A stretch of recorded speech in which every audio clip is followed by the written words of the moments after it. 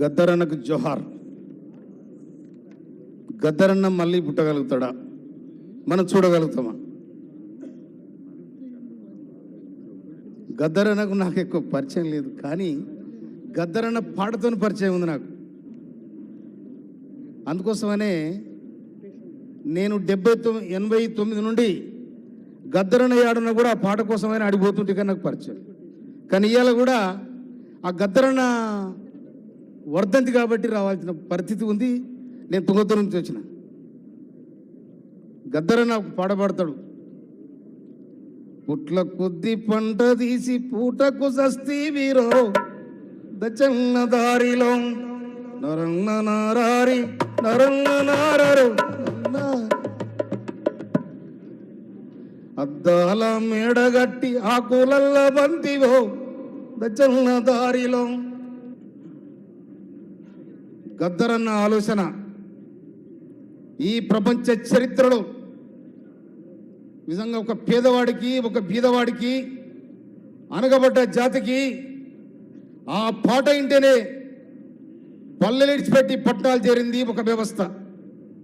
ఆ వ్యవస్థ ఇవాళ మళ్ళీ మొన్నటి దాకా 10 ఏళ్లలో లేచి కూర్చున్నది. ఆ గద్దరన్న పాట ఈయన పరుగులు పెట్టే వాళ్ళు మళ్ళా మాదొచ్చిందని మళ్ళా అడవిలో ఊర్లలో పరుగులు తీసారు. అందుకోసమే 10 ఏళ్ల తర్వాత కథం పెట్టింది ఈ రాజ్యం. మిత్రులారా, నేను తెలంగాణ ఉద్యమంలో ఉన్ననాడు బండి యాదగిరి రాసిన పాట ఆనాడు నైజావాడు రాయలే. బండెనక బండి గట్టి 16 బండ్లు గట్టి ఏ పల్లె పోతావు కొడుకో ఓరోరి పెద్దవరెట్టి. ఈ పాట పడిన ఆయన అయితే మహబూబ్ సీన తీసినప్పుడు దాన్ని ఇటు మలిసి ఓరోరి నైజావాడు అని పాట రాశారు, దాన్ని మిలకత్ చేసి. కనుక ఆ చరిత్ర, ఆ పరిస్థితులు ఇలా గద్దరన్న పాట వింటేనే ఇది ఒక విప్లవోద్యమం. ఇది ప్రజల గుండెల్లో నాటకపోయిన వ్యవస్థ అనేది అవతల వర్గానికి అర్థమైంది, యువతల వర్గానికి కడుపులమైనది. కనుక పేదవారు ఎవరైనా కూడా నాగలు దున్నుకుంటా కూడా గద్దరన్న పాడబడారు, ట్రాక్టర్ దున్నుకుంటా గద్దరన్న పాడబడతారు. ఇప్పటికీ గద్దరన్న సావు అనేది గద్దరకు రాలేదు, సావు మరణం. కానీ గద్దరన్న చిరస్మరణీయంగా ఈ జనం గుండెలో ఉంటారని కూడా నేను మనం చేస్తున్నా. ఎందుకంటే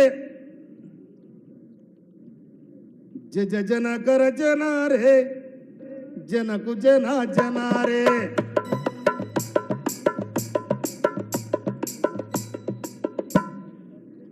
జనకర జనారే జనకు జన జనారే మూటలు మోసిన కూలోడా పెటులు కాసిన చిన్నోడా ఎన్నాళ్ళయి తిన్నావో ఎందుకు కూలాగున్నావు ఉన్నోడు తెగ తిన్నోడు నీ ఉసురు దానికి సాగకపోడు.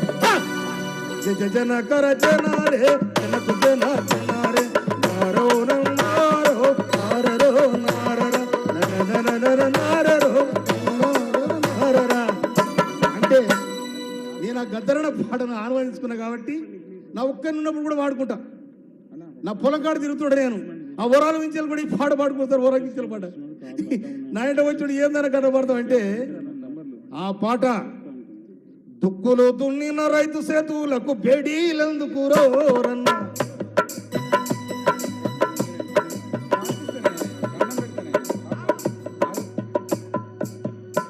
కష్టపడే రైతు కూలీలను కాల్చి చంపేనేవాడో హోరన్న.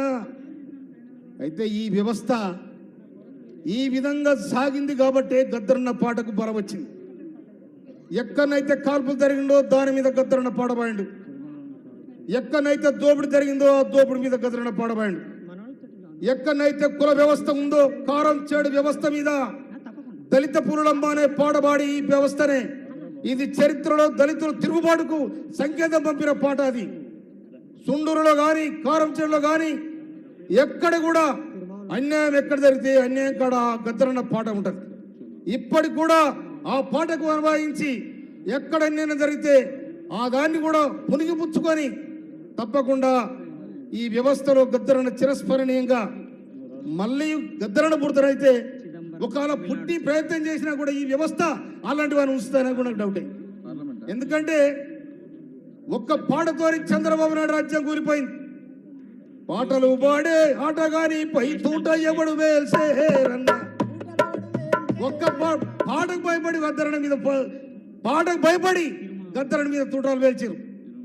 కానీ తర్వాత గద్దరణ పాట వాళ్ళకు మెడకు ఉరితాడే చుట్టుకుందని కూడా నేను మనం చేస్తున్నాను. నేను అందుకోసం నేను శ్రమజీవుల కోసం ఎవరు కూడా పాడబడినా ఆ పాట చిరస్మరణీయంగా నిలుస్తుంది. వాళ్ళు జనం గుండెల్లో పదిలంగుంటారని చెప్పి నాకు ఈ అవకాశం ఇచ్చిన మీ అందరికి కూడా హృదయపూర్వక ధన్యవాదాలు తెలియజేస్తున్నాను. Thank you. చిదంబరం పార్లమెంట్ సభ్యులు వీసీకే జాతీయ అధ్యక్షులు తిరుమావలన్ గారు